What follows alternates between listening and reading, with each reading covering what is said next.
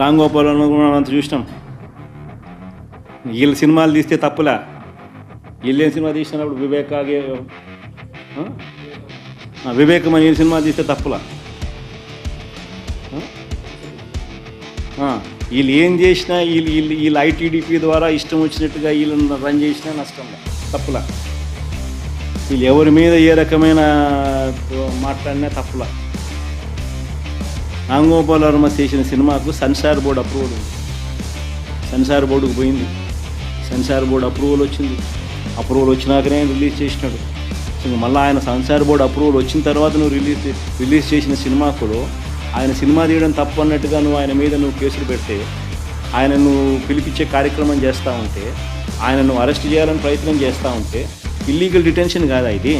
Censor బోర్డులు ఎందుకు ఉన్నాయి? సెన్సార్ బోర్డు అప్రూవల్ వచ్చిన తర్వాత నువ్వు చేస్తూ ఉండేది ఏంది?